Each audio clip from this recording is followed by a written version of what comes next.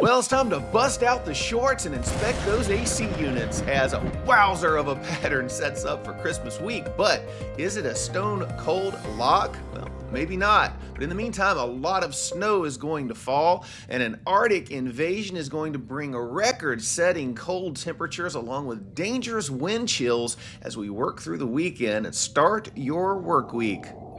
Welcome into the channel, my friends, to the internet's most fun and entertaining weather show out there. This is Cold Rain's Weather World. My name is Jason. I've been tracking the weather for over 40 years, and I'm glad that you are here with me today. If you haven't yet subscribed to the channel, hit the subscribe button down below, join the team, give the content a like, and leave a comment. Let me know where you're coming from and what kind of weather you're seeing out there, and any thoughts that you may have around what's coming up as well. Been doing this a long time, and certainly by subscribing keeps you up to date with what's going on. I look at these models every day. There's a ton of models out there, a lot of new data being made available in the form of AI tools, and so we'll be looking at all of that, bringing that to bear as we go through the winter time. And we've been talking about this pattern every single day, and we will continue to look at the pattern because right now things look kind of bleak if you just take the models at face value.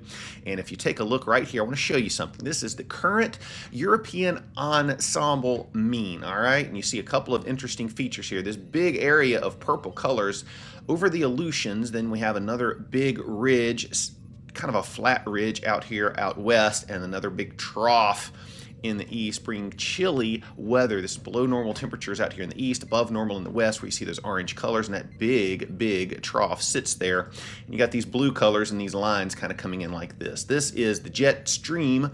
It is bringing in, boy, oh boy, it is bringing in a storm system after storm system, and the northwest has just been plagued by heavy rain, and that will continue for some time. Now I'm going to roll this on out. Let me delete all of that off the screen. I'm going to roll this on out through the next 2 weeks. Okay, this model runs twice a day. It runs all the way out to 360 hours. That's 15 days. So, you know, 14, 15 days, somewhere in there. So watch this. Yeah, it's 15 days. So here we go. Watch this. If we roll this on out, look at that big block. It just sort of sits here. Plenty of cool air in the east, plenty of warm air out west as these two ridges kind of connect for a time. It really helps to send all of that flow out of the north into the west, and we get one more little lobe as we go through the end of the weekend into early next week. This is the really bitterly cold Arctic air. You see those dark blues over the northeast U.S. That's where it's going to get really cold. And then what happens? Well, that big ridge just sort of flattens out, pancakes, and moves over and sets up shop over the center portion of the United States. This big block continues to be anchored in place. We lose the little oranges that we had up here in northern Canada, up around Greenland and the Arctic, and then we see this big blue blob set up over Canada. Well, that is cold air, my friends. That is a lobe or part of the polar vortex in the troposphere, and it is bitterly cold up here in Canada. And that's good news if you're a winter weather lover in the United States. I know all these yellows and or these oranges and reds are not favorable in terms of winter weather, but as long as there's plenty of cold in Canada, it can get cold very quickly in the United States. And look at this, even the European ensemble, as we get on out here toward Thursday, December the 18th, is bringing another little bit of an intrusion in here, but the ridge out here in the west is too flat. It's getting beat down by all of these storms continuing to come into the northwest and British Columbia, and we see that continue, and then eventually the troughing moves to the west coast, and the big ridge, this 588 decameter ridge on the ensemble mean, which is a pretty big signal for a big ridge, sets up over the Gulf and just keeps the entire United States very warm, with the exception of the Pacific Northwest and maybe the Northeast as well. This is the face value of the models. Many of the long-range ensembles are sort of agreeing with this, and this ridge continues to sit here out over the Gulf of Alaska, or not a Gulf of Alaska, the Aleutians, and then you get Scandinavian blocking on the other side, and those two ridges sort of sit and stable the pattern, keep it stable, okay? That's what the ensembles are showing. That may happen for a time. Can't guarantee that it's going to be in and out. Can't guarantee that it's going to sit around for the entire winter. There's just no way to know. Let me just be honest with you, my friends. We see winter weather predictions all the time, and people coming on social media saying it's going to be warm for the next 6 weeks. Well, we have no idea if that is going to be the case. All we can do is look at signals, and I'm not seeing any sort of signal alignment that says winter is over by any stretch. Like I said the other day, forecasting is difficult because the atmosphere is an entire three-dimensional layer of essentially a fluid. We have no way to measure it. We have no way to compute the elements within it with a large degree of accuracy way out in time. So just keep that in mind. Do our best to give you the forecast, but after we get out to about 7 days, these models lose skill drastically, as you have seen through the fall if you've been watching this channel. They have tried to warm us up out in time, only to revert back to a cooler solution as we get closer. That happened last year too. European continues to want to warm us up, so does the GFS ensembles and everything else. Tropical forcing is not necessarily aligned with this, but there's other things at play other than tropical forcing. So that's what we've got. If you take a look at the jet stream pattern, look at this. You can see where the snow has been falling. It's been from the northwest to the southeast, and we've seen these little clippers run through here, and this is a very good illustration of how the flow is right now. You see these bright colors? That's essentially the jet stream, and this is where the storm systems track, and north of that boundary is where you find cooler than normal conditions, and south of it is where you find warmer than normal conditions. Got a big ridge out here on the west coast. Look what happens as we get on out toward the weekend. You get a big trough here buckling, sending all that Arctic air into the east, and then we start to get to flatten out of this ridge. But look at these bright colors just coming in off the Pacific around that big high pressure centered over the Aleutians. Boy, it's just going to start cranking that up. You get a little bit of a break up here in the northwest over the course of the weekend, but look at these bright colors coming back in, pointed right at you again. Another fire hose atmospheric river event setting up again, and it sort of stays in place. And you sort of see how the jet stream kind of goes over the top. That's northern branch, and you get an active kind of almost a southern branch down here. And we've been watching for this southern branch to really kind of kick up. And over time, as we get way on out here, 10 days out, 11 days out, looking at Monday, the 22nd, getting on into the week of Christmas, we start to see that southern branch really get active down here and dip into you create this big trough off the west coast. Now again, this is out in time. Is this going to happen? Well, there's no way to know specifically if this is going to happen or not, but the ensemble is showing that, and if this does come to fruition, you're going to get a big trough along the west coast and start to see rain come into Southern California where you need it, and Central California as well, and this big ridge up here keeping all the cold air bottled up in Canada and very warm across the states. As a matter of fact, if we take a look at this model, we get the big Arctic air mass coming in through the Great Lakes and into the east this weekend, and boy, it's going to be cold and very, very chilly wind chills. We'll look at that in a minute, but then the warm air just builds in, and look at this. Very, very warm outside of an intrusion or two. And again, the ensemble mean is made up of 51 individual members, and as you get out in time, everything kind of smooths out. So in reality, you may have some much more dynamism to the pattern than what the model is actually showing here. So we're going to roll this on ahead, get on out towards Saturday and Sunday, December the 20th and 21st. That's a couple weekends out, and there we have a big, big, big, ugly death ridge setting up over the middle of the country, just bringing very, very warm temperatures out here. These are 20 degrees, potentially above normal for much of the nation outside of the west, the northwest, and the northeast. And that is what we are looking at. As a matter of fact, if we take a look at the precipitation totals over that period of time, well, we're already out a little bit as we get toward Monday. You can kind of see, you get a little bit more rain up here in the Pacific Northwest. There's our track where the systems are tracking along. So most of this is going to be in the form of snow. And then as we go way out to the end of the run, the next 15 days, look who gets the lion's share of the rain. California, Northern California, up to the Pacific Northwest.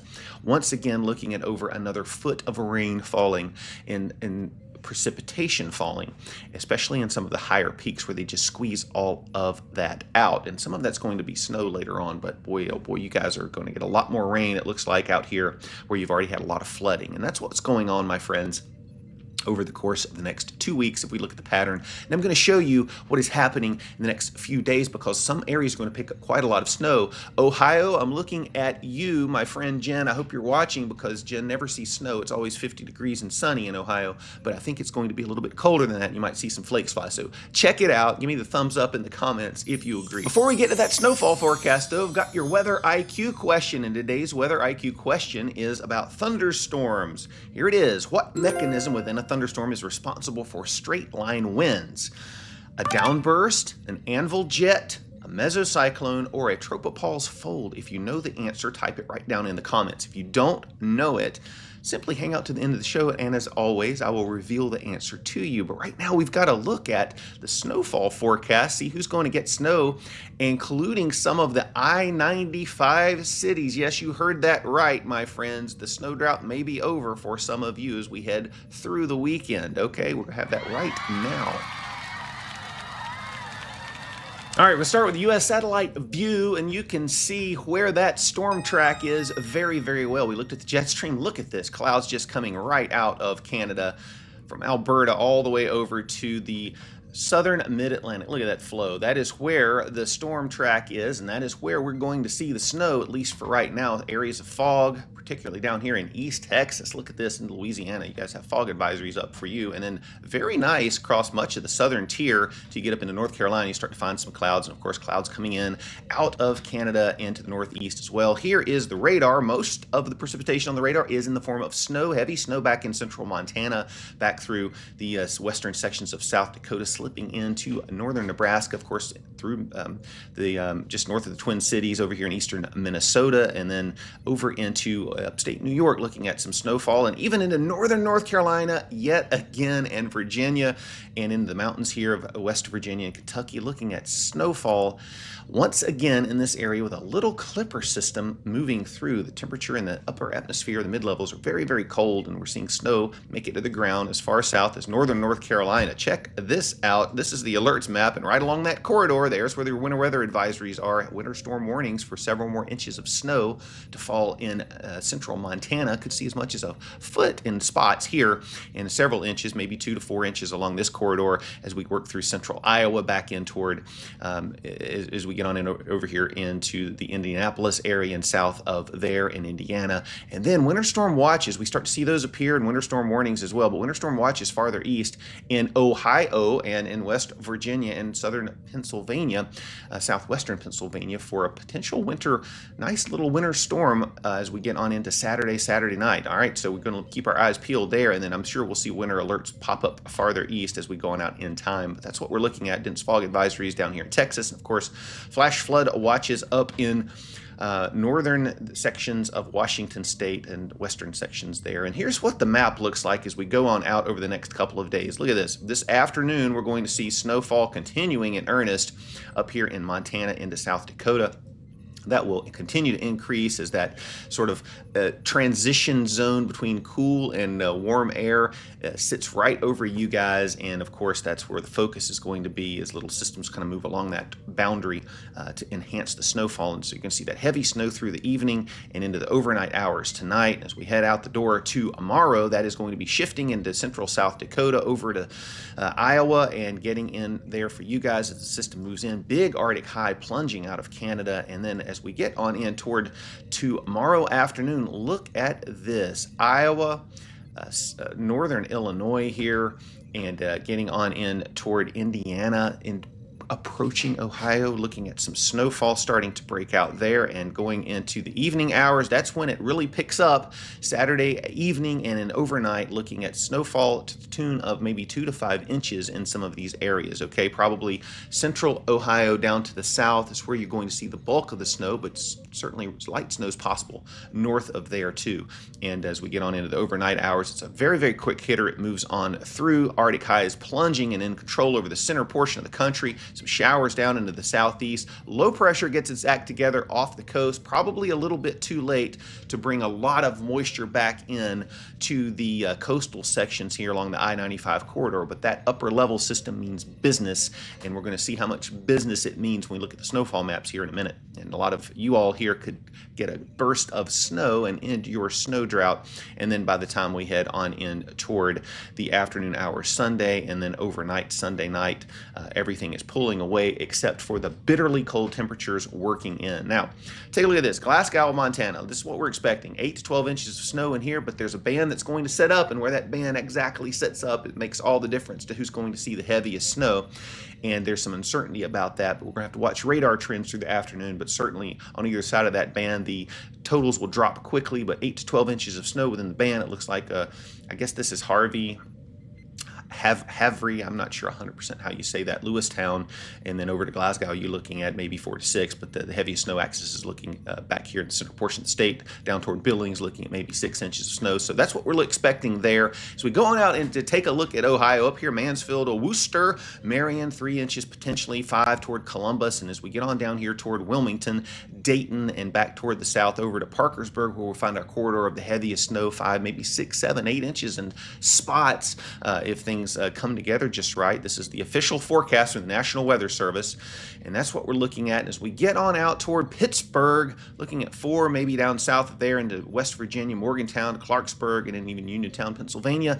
That's where our highest totals are in the higher terrain, looking at coming in Saturday evening into the overnight, and then pulling out as we go on in toward the early morning hours Sunday. All of that's going to be moving to the east, but a lot of areas going to pick up a nice 3 to 6 inch snowfall in this area here. And then, of course, in the lee of the lakes, maybe see some lake effect snow enhancement out of that, see some higher totals up there. Here's the GFS snowfall totals. We take a look at what's happening in the Northeast. All right, so GFS is not very excited about it. I think this is a little bit erroneous. I think, obviously, as we get on down here toward Philadelphia and southern New Jersey, you're going to see some snow. I think you're going to see snow up here in New York City and over to Hartford, up toward Boston, Cape Cod. I think you're going to see snow up here in southern Maine as well. But how everything kind of comes together as the coastal develops, we're going to have to watch that. There's still some discrepancy on how that takes shape, but we've got a potent upper level system moving through. We're going to have good saturation in the snow growth zone, good lift in that zone. We're going to have some jet enhancement, so you're going to see you can be in the right entrance region of that jet and certainly see some lift associated with that. So we're going to get some good lift for a while, and you're going to see good saturation, and you're going to see also the atmosphere being cold enough to support higher than 10-to-1 ratios, particularly the back half of the storm. So we could end up seeing anywhere from 4 or 5 inches of snow in a lot of these I-95 cities. Look at this. The European is much, much more excited about that.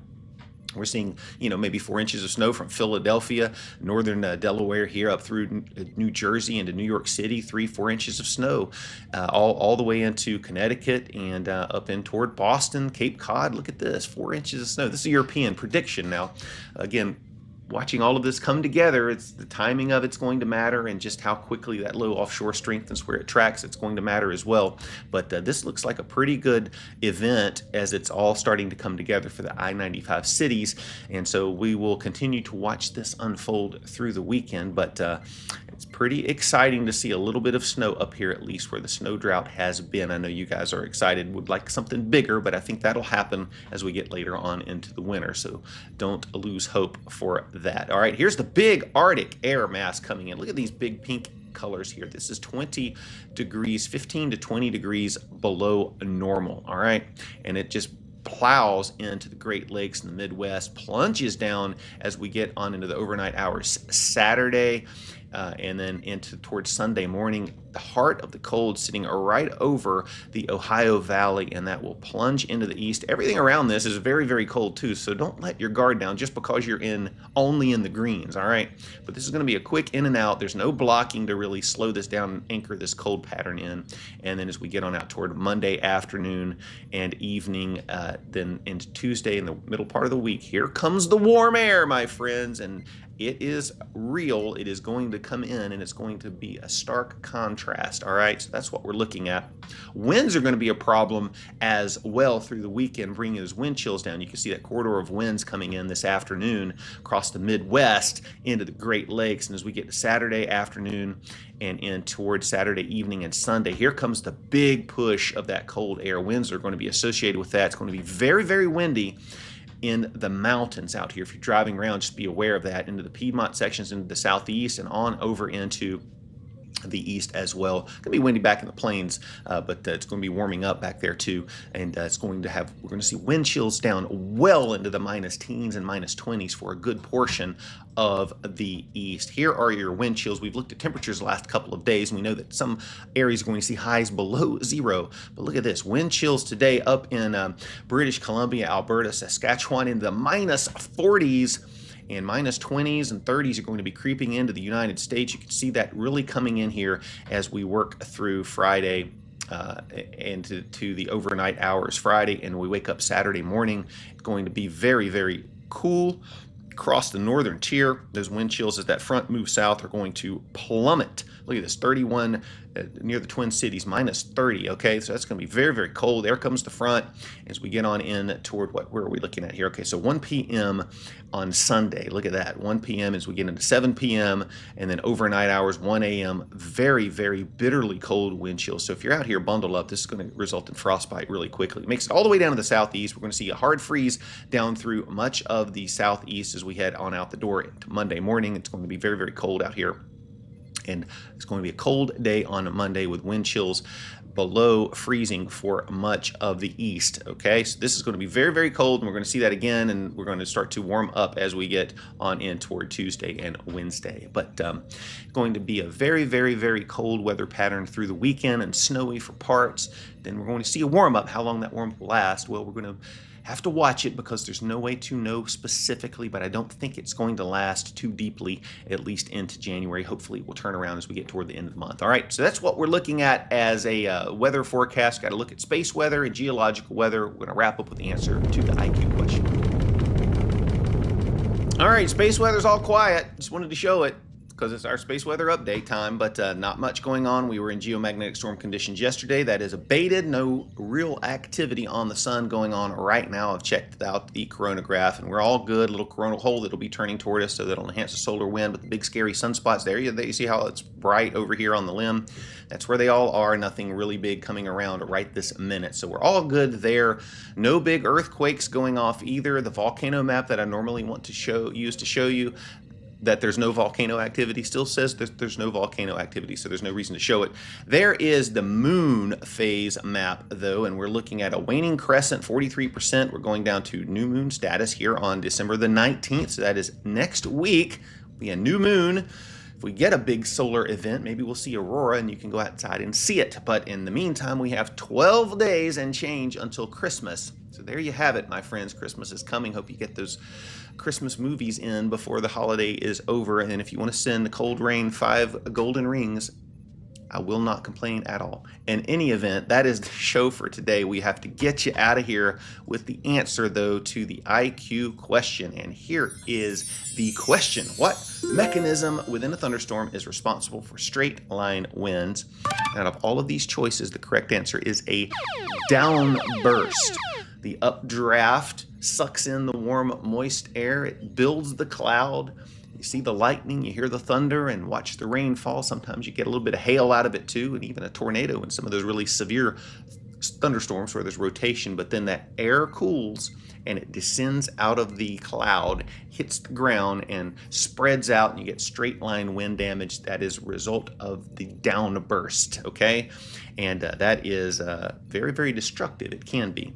And that is the answer to the IQ question. And that, my friend, sadly, is the end of the show. I'll be back again tomorrow with an update. I hope in the meantime that you have a wonderful Friday and a good start to your weekend. Christmas is coming. I wish you all a Merry Christmas as we start the 12 days of Christmas. In any event, take care and have a great afternoon. God bless.